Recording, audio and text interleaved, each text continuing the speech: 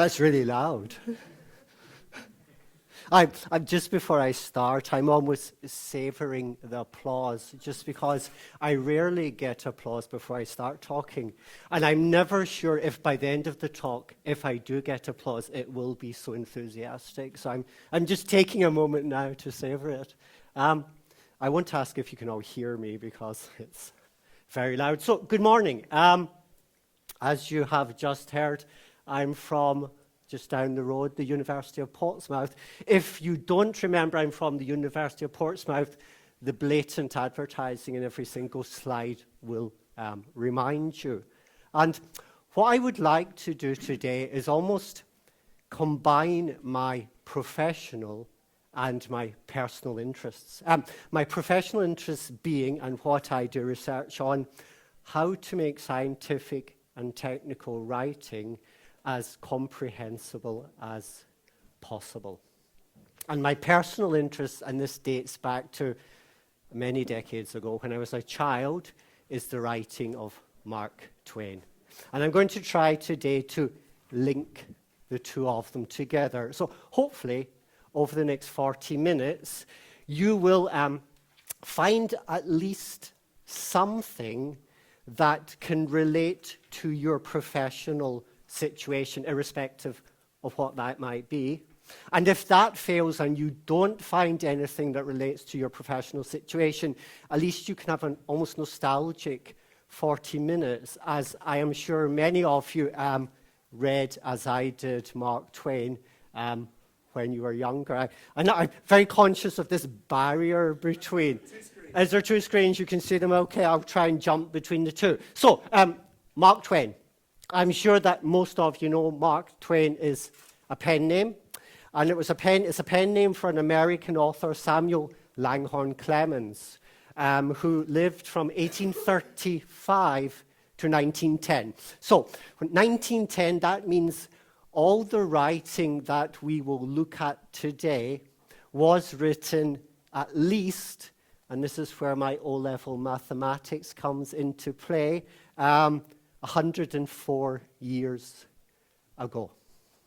Now, despite the fact that everything we are going to look at was written at least a century ago, Mark Twain, even nowadays, is still very well known for The Adventures of Tom Sawyer from 1876 and Adventures of Huckleberry Finn from 1884. But what he is not well known for nowadays, even though he was very well known for it during his lifetime, is his writing about science and technology, and particularly his writing about scientific and technical innovation. So what I would like to do just for the first couple of minutes is to give you a flavor of some of that writing, and it was both fictional and non-fictional writing. So the first thing I have up on the screen is from a short story that Mark Twain published in 1898, and the short story is called From the London Times of 1904. Now, if you think this was written, again, just doing my maths, 116 years ago. Now, even though it was written 116 years ago, it almost could be a description of modern global communication technology. Now, Mark Twain calls it a limitless distance telephone, and if I quickly read the pertinent part from the middle, a connection was made using this limitless distance telephone with the International Telephone Station. And day by day and night by night, he called upon one corner of the globe after another and looked upon its life and studied its strange sights and spoke with his people and realized that by the grace of this marvelous instrument, he was almost as free as the birds of the air. So it almost could be a description of one of the ways in which we use the internet nowadays, even though it was written, as I said, 116 years ago. Now, His interest in technological innovation was not, however, limited to his fictional writing. And in his non-fictional writing, his interest does come across. And again, giving you a brief example. The first writing machines. This was published in 1905 and is an autobiographical essay that he wrote. And he's slightly boastful in this. I have claimed that I was the first person in the world that ever had a telephone in his house for practical purposes. I will now claim until dispossessed that I was the first person in the world to apply the type machine to literature. That early machine was full of caprices, full of defects, devilish ones. It had as many immoralities as the machine of today has virtues. Now, three things I think are interesting about that. The first thing, if we look at the second and the last sentence, he's talking about typewriters, and it suggests, and it has been shown, that he had quite an intimate knowledge of typewriters. As new typewriters were developed and marketed, Mark Twain bought and used them. And this is part of this interest in technological innovation. The second thing, and it was disputed, he did claim that he was the first person in North America to actually have a telephone in his house. But the third point, and this is not disputed, he says that I was the first person in the world to apply the type machine to literature. Now, there is something he wrote called Life on the Mississippi. And Life on the Mississippi was, in fact, the first literary manuscript that was submitted to a publisher in typewritten form. And what also makes Life on the Mississippi interesting and pertinent in terms of what we're talking about today is that it includes lots of scientific and technical descriptions of riverboat piloting. And some of you might not know, but Mark Twain actually, at one period of his life, was a riverboat pilot. He got his license, he studied to get his license, and he actually was a pilot on the Mississippi for a couple of years. And this is where the scientific and technical knowledge of riverboat piloting comes from, and it comes through in Life of the Mississippi. But it wasn't just Life of the Mississippi. If I give you one or two other examples, Roughing It, which was published in 1872, again has a lot of technical and scientific writing about gold and silver prospecting. And again, in another stage of his life, Mark Twain had many careers, not just as a writer. In another stage of his life, Mark Twain actually went out to California and prospected for gold and silver. And this book is in part based on these experiences. One more example, Puddinghead Wilson. Puddinghead Wilson, again, it contains a lot of technical and scientific descriptions. In this case, it's about what was a very new and very interesting discovery of that time, fingerprinting, and what uses could be made of fingerprinting, and what equipment could be used to fingerprint people. And again, Mark Twain had a real interest in fingerprinting, and there is quite a lot of technical descriptions of fingerprinting in Puddinghead Wilson. Now, even though, as I said at the start, Mark Twain is no longer well known for this technical and scientific writing, such was the volume that he wrote during his lifetime, and such was the popularity of this writing that actually manufacturers used his writing to market and sell their own products. And just to give you one example here, it's quite difficult to see, but this is a magazine advertisement from 1905 that the Remington Typewriter Company took out in a now defunct publication, Harper's Weekly. And if you see at the top left, at the top and the top right-hand corners, it has got two typewriters. One is a typewriter from 1875. On the top right-hand side is a typewriter from 1905. And what Remington did to show how the typewriter had progressed and developed over these 30 years is they took quotations from Mark Twain's writing. And again, apologies because it's quite difficult to see, but if you look right down at the bottom, just above where it says Remington Typewriter Company, there is actually the quotation that I just gave to you earlier from his essay. That early machine was full of caprices, full of defects, devilish ones. Remington must be relating it to their 1875 typewriter. And then it has as many immoralities as the machine of today has virtues. Again, Remington are relating it to their 1905 typewriter. So Mark Twain, during his lifetime, was very much involved in, interested in, and wrote about scientific and technological innovation.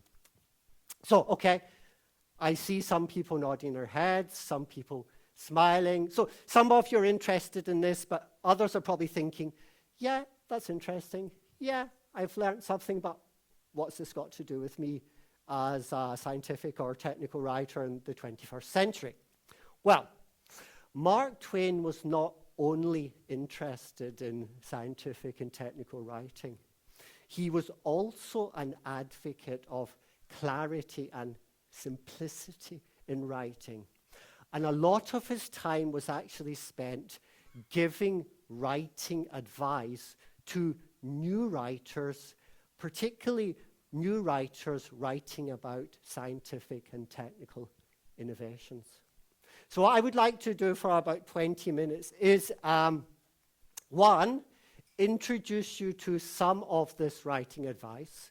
And I'll suggest that it is still pertinent today in the 21st century. And even though it was written at least a century ago, it's still necessary for us to remember these things in the 21st century. And then I would just like to hear if, do you agree with me? Or is this my childhood love of Mark Twain is slightly influencing how I feel about him? So, the first writing advice that Mark Twain gave. So this is from 1895. So again, we're talking 119 years ago. And 119 years ago, Mark Twain said to a new author to employ a simple and straightforward style. Now, if we think of scientific and technical writing as almost a means to an end, people read scientific and technical writing in order to be able to understand about scientific and technical innovation. So if we take this as a basic premise, in order to be able to fully understand scientific and technical innovation, you need to be able to fully understand the scientific and technical writing describing it. And one thing that I would argue still can help people to understand scientific and technical writing is if we take the advice of Mark Twain from 119 years ago to employ a simple and straightforward style. Now, to give an example of why a lot of you might be familiar with this. This is from 2008, and it was a survey that was done by a British company called the Tech Guys, and it was in the newspapers, it was on the radio, it's been talked about, and David Crystal, who is a very eminent linguist, he actually mentioned it in his blog. And he talks about, so a survey was done by this UK firm. The survey showed that, so where the second paragraph, the fourth line, if you're near the front and can see it, the survey showed that nationally, 67% of people say they don't get the full use out of their technical device because the manual is too difficult to understand.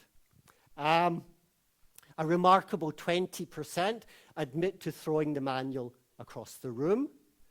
An even more remarkable 8% take out their frustration on the piece of equipment they're trying to set up. It doesn't say exactly how they take up their frustration. I wouldn't like to think what objects were thrown around rooms, but it talks about what manuals are particularly problematic. In the next paragraph, the third paragraph says manuals for mobile phones top the list, closely followed by those for cameras, washing machines, TVs, PCs, and DVD players. That slightly worried me because in a former life, I used to work as a translator for Panasonic.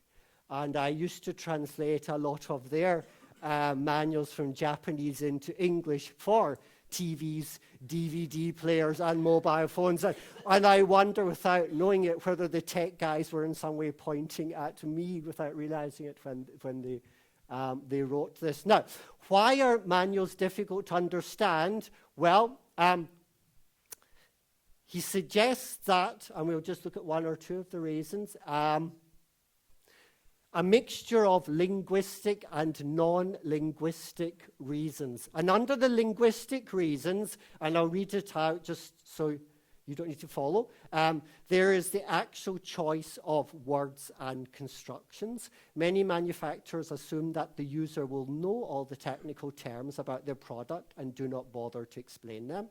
The next paragraph, sentences can be very long and complex, and the discourse structure is often badly thought out. Once I tried to put a kit together. Instruction 1 said glue A to B, I did. Instruction 2 said before you glue A to B, do X. It proved impossible now that A and B were joined. Now, if we were taking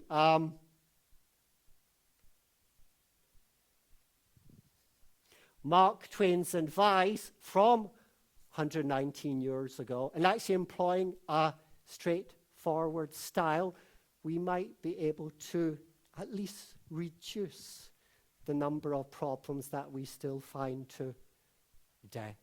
So that was his first advice to new writer. Another piece of advice that he gave in 1880, so this was advice that he gave 124 years ago, was to use plain, simple language, short words, and brief sentences. Now, obviously, if you think of a long sentence, it's going to have either coordinating or subordinating clauses. So when we're reading the long sentence, we're, one, trying to work out what each individual clause means, and then we're working out how the individual clauses relate to each other. Now, that can be difficult if you're a native English speaker with a high level of English language or literacy skills. Imagine if you're a non-native English speaker with limited literacy who had been asked to use a document as part of your work and there was no translation of it. It can be very, very complicated and difficult to understand long sentences. Now, I just chose this from a manual I had in my house. It's from a table saw. Just a table saw. You would not think it's a particularly complicated piece of equipment, though I seem to have made it complicated. Now, and I just took a sentence. This is not the longest sentence, but it gives you an example of the kind of sentences that are still being used. Now, I was always taught when I was young, if you are reading a sentence out loud, you take a deep breath when you get to the end of the sentence. And I'm going to try and do that. I don't know if I will succeed, and I don't know if my Glaswegian accent might distort what I say, but I'm going to try. Assemble the saw blade C to the saw arbor, making sure the teeth of the blade point down at the front of the table, as shown in figure 12, and assemble the flange D and arbor nut E. Turn counterclockwise to the saw arbor and tighten arbor nut E as far as possible by hand, being sure that the saw blade is against the inner blade flange. And I didn't actually do it, I breathed. And if I hadn't had this mic, I probably could have got away with it, but you could hear me breathing, so. And that was not a particularly long sentence compared to some other one. As Mark Twain said 124 years ago, and I argue is still relevant today, a writer should accustom himself to writing short sentences as a rule. I still argue that piece of advice he gave is as appropriate and pertinent today as it was 124 years ago. Next. It's no matter how I say the first sentence with my very strong Glaswegian accent, it's not going to come out right. So I do apologize when I mispronounce it now. Estude surplusage. Nobody's smiling too much, so hopefully that means it wasn't too bad. If good style, has no barnacles on it in the way of unnecessary retarding words. If you use too many words in a sentence, then you're relying on the reader being able to, one, locate which words are not necessary for the meaning of the sentence, two, mentally eliminate these words from the sentence, and then three, work out what the sentence means from the remaining words. So you've actually then got a three-step process. So even with a native English speaker, you're lengthening the amount of time it takes to read the sentence. So if possible, try to reduce the number of words in a sentence to the minimum number while not in any way distorting the message that you want to send. Now, that's fine, but what about the actual words that are remaining in the sentence? And again, Mark Twain had advice related to the actual words you keep into the sentence. Mark Twain said, and again, this was from 1895, so this was advice that he was giving 119 years ago, but I would still argue is relevant today. Use the right word, not its second cousin. And I suppose if you imagine, if in some kind of scientific and technical text, you use different words to mean the same thing, or you use the same word to mean different things, what you are forcing the reader to do is to work out the meaning of the word every time it is used from the context of the sentence. And if I almost like to give you an example, if we take this computer. Now, if I wanted to denote the action of depressing a key, what kind of words could I use? I could use press the key. I could use push the key, thank you. What else could I do? I could use hit the key. I could use tap the key. I could use touch the key. I could use... But what's the difference between hit the key, tap the key, touch the key, strike the key? And imagine you're a non-native English speaker who, as part of your job, needed to read a manual in English. And we'll take a slightly extreme example for effect. So on page 1, the writer says to hit the key. You go to your dictionary. Okay, on page 1, let's say he says touch the key to make it easier. You go to your dictionary, you find out what touch means, and okay, You know, touch the key means to do this action with the key. And then in page 7, the writer says for variety, strike the key. Again, you go to your diction, you check what strikes means. You check if strike means the same as touch or different from touch. You work out what strike means. And then in page 12, the writer says, touch the key. And so it goes on and on and on. And every time that this poor person is having to check whether strike means the same as touch, means the same as push, means the same as press. And by the time the writer gets to page 25 and he says, hit the key, this poor person probably wants to hit the computer the number of times he's had to look up in the dictionary what these different things mean.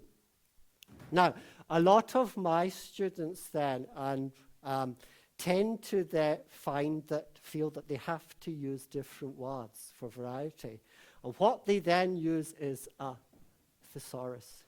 And I have to keep reminding that a thesaurus does not give you exact equivalents of the word you look up. What a thesaurus does give you is, in bold, approximate related words. And this is just an example I looked up from the other night. Imagine I looked up the word classified in a thesaurus. It would tell me the word secret. And if I looked up the word secret, it would tell me the word mysterious. If I look up the word mysterious, it will tell me unidentified. And if I look up the word unidentified, it will tell me unclassified. And it's the same with perfect. If I look up the word perfect, it will tell me pure. Pure will tell me unvarnished. Unvarnished will tell me unfinished. Unfinished will tell me rough. And then I'm back, I've got imperfect.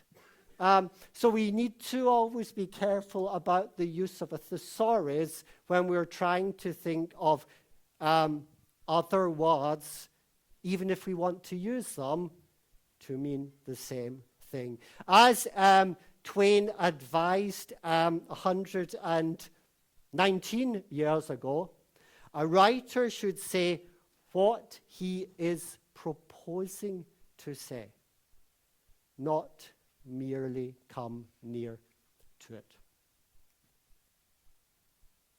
Now, what is interesting with regard to this, a writer should say what he's proposing to say, not merely come near to it, is a lot of modern manufacturers, and I see people coming into the room that are actually more knowledgeable about this than I am, but actually have created one word, one meaning dictionaries for use in their scientific and technical documents, so that the writer does in fact say what he is proposing to say. And to give you some examples, Caterpillar, which I'm sure most of you are familiar with from their big yellow equipment. Well, Caterpillar have created two controlled versions of English and controlled dictionaries where one word means one meaning, Caterpillar Technical English and Caterpillar Fundamental English. And both of these controlled vocabularies are based on the premise of saying what you want to say, not coming near to it. In other words, each word has one specific meaning. NCR, they did the same thing. They had a controlled language and a dictionary called NCR Fundamental English that they used for many years.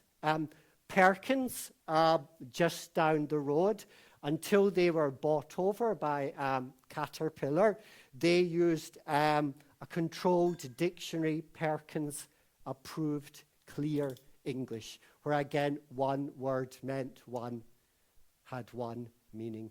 And again, the French company Bull, again up until about 10 years ago, they used a controlled dictionary, Bull Controlled English. Again, one word only has one meaning and can only be used by the scientific and technical writers with that specific meaning. And all these things come back to, in fact, what Twain was advising 119 years ago, to use the right word, not its second cousin, and to say what you are proposing to say, not come near to it.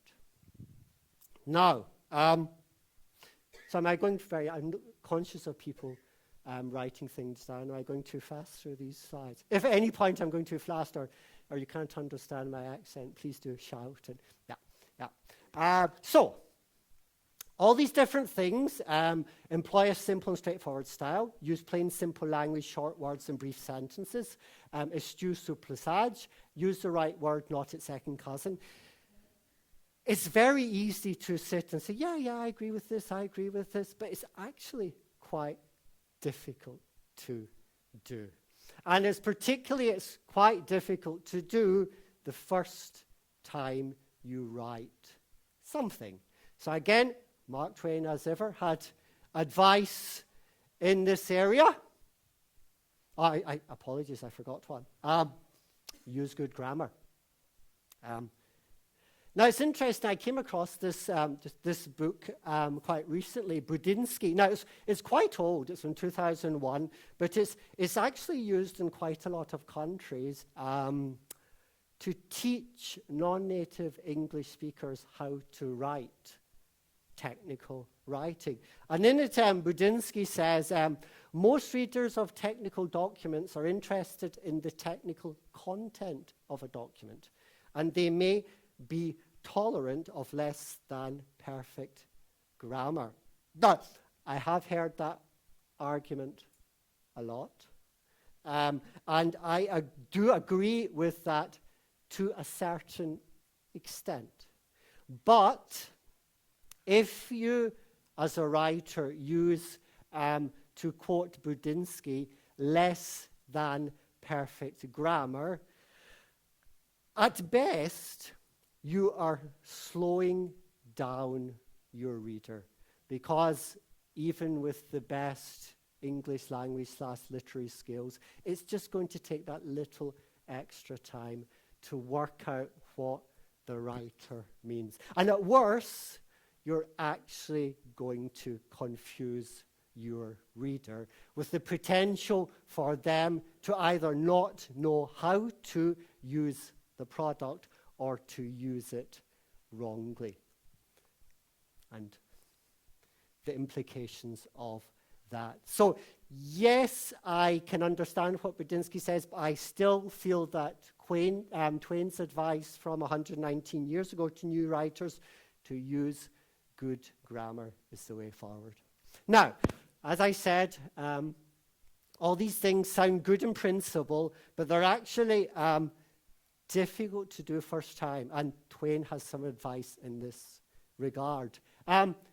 You need not expect to get your book right the first time. Go to work and revamp or rewrite it. Editing and copy reading are very important parts of the writing process. Now, unlike Twain, in the 21st century, we have a vast range of software available to us. But what I would like to emphasize is the revising and editing software doesn't replace us. It's only there to assist us as writers in writing the most comprehensible English possible. And what a lot of software can't do is it can tell you if there are spelling mistakes in words. It can tell you if there are grammatical mistakes in words, but it can't tell you if words are being used correctly or not in the context of the sentence. And I just now, this is slightly cheating because this example is not from Twain, but I do like it, so I'm just throwing it in. Just give you a second to read it. Now, if I put this through Microsoft Office, do we have Microsoft Office on the computer? Yeah. If I can guarantee it will tell me there is not a single mistake with this. The Microsoft Office spell checker, if I how would I get this in office? If I... Or, if we're able to do that quickly, will tell me that this is perfect piece of writing. And yet, by the smiles on, I won't even ask you to count the number of errors in it. So there we go. So if we go to tools, thank you. And if I do spelling and grammar, there you go. This is a perfect piece of English. So the point of this is that editing and revising tools are very useful, and I do use them, but they don't replace the writer. So, what I hope I've done in this very brief talk is to show you some of Twain's writing advice from over 100 years ago, and to show you how I feel it is still pertinent and relevant to us as 21st century writers about science and technology. And I would like to finish with a quotation from Twain himself.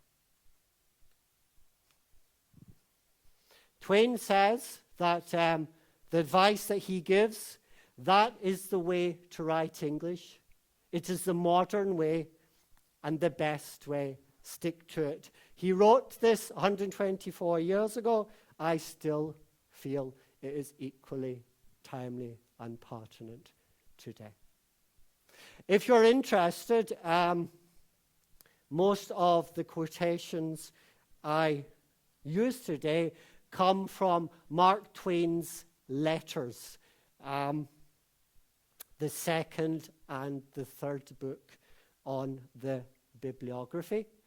And I'm more than happy for the last 3 or 4 minutes to answer any questions, if there is any. Thank you very much.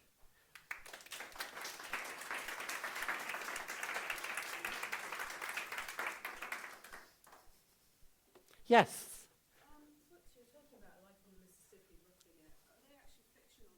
They are non-fiction. So what I did, I showed some examples of fiction and non-fiction. And the Roughing It, I go back just. From the London Times in 1904 is fiction. And then thereafter it's non-fiction. The first Writing Machines is non-fiction. Life on the Mississippi, Roughing It, and Puddinghead Wilson. And with Puddinghead Wilson, Roughing It and Life on the Mississippi, the amount of technical and scientific writing in them reflects his experience working as a riverboat pilot in terms of life in the Mississippi, as a gold and silver prospector in terms of Roughing It, and his lifelong interest in fingerprinting, which was just coming to the fore then. So yeah, they're all non-fiction. Yes? When you're writing a technical manual for someone to read, is it important to make it interesting and enjoyable to read, or is that a secondary consideration? Well, what is interesting, if you very quickly look through the quotations that I did today,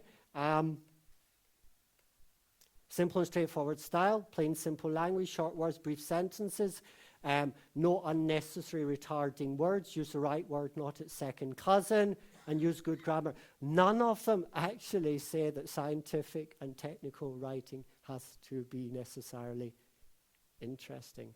What was the priority? And I think it comes through in the quotations for Twain, that it is as easily comprehensible as possible.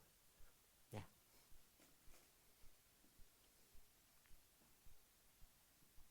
Any more questions that you would like to? Yeah.